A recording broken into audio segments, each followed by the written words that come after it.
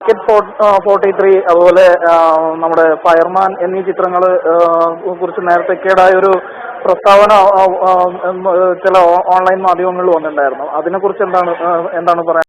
അല്ല, അങ്ങനത്തെ സ്റ്റേറ്റ്മെന്റ് ഞാൻ കൊടുത്തില്ല.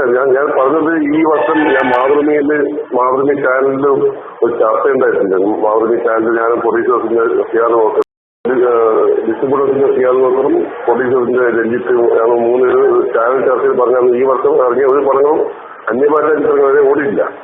പിന്നെ ഉള്ളിൽ കുറച്ചും കൂടി ബെസ്റ്റായിട്ട് ഓരോ പടങ്ങൾ ടിക്കറ്റ് 43 ഈ ഫയർമാനാണല്ലോ.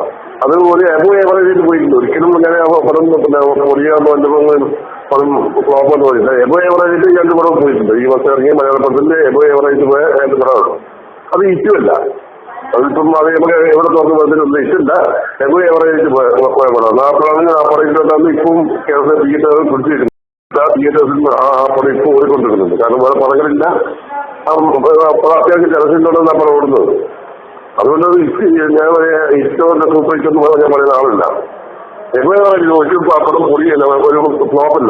ഇത് വന്നിരിക്കുന്ന വാർത്ത ഇങ്ങനെയാണ്: ടിക്കറ്റ് 43 ആവറേജ് കളക്ഷൻ മാത്രമാണ് നേടിയത്. വിരലിൽ എണ്ണാവുന്ന തിയേറ്ററുകളിൽ മാത്രമാണ് ചിത്രം ഒരാഴ്ച പിന്നിട്ടപ്പോൾ പ്രദർശനം തുടരുന്നത്.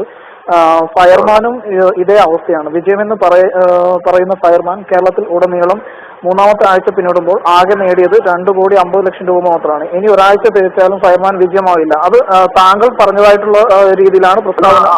അല്ല, അതൊക്കെ പറ്റുന്നില്ല. ഞാൻ ഇപ്പം പറഞ്ഞ അന്ന് പറ്റുന്നില്ല. ആ പടത്തിന് ഇതുവരെ വന്ന് 2,55,00,000 വന്നത് കേരളത്തിൽ അതിന് വളരെ തെറ്റാണ്. കേരളത്തിൽ ഇപ്പൊ ശിവചന്ദ്രന്റെ തിയേറ്ററിൽ ഓടുന്നവരെ തെറ്റാണ്. കേരളത്തിൽ രീതിയിലെ ഒട്ടുമിക്ക തിയേറ്ററിലും ഓടിക്കൊണ്ടിരിക്കുന്നത്, മെയിൻ സെന്ററിൽ ഓടിക്കൊണ്ടിരിക്കുന്നത്. ഇപ്പം പറഞ്ഞ വളരെ വസ്തു വെച്ചതായി താഴെ എഴുതാറ്. ഞാൻ പറഞ്ഞത് ഇപ്പം പറഞ്ഞ ഈ വർഷം ഇറങ്ങിയ മലയാള പത്രത്തിൽ ആ 2 പെട്ടെന്ന് എബോ എവറേജിലേക്ക് പോയിക്കൊണ്ടിരിക്കുന്നു. ഇപ്പം ഫയർമാന്റെ പടം ഇപ്പം കേരളത്തിന്റെ രീതിയിലെ 80% തിയേറ്ററിൽ കളിച്ചുകൊണ്ടിരിക്കുന്നത്.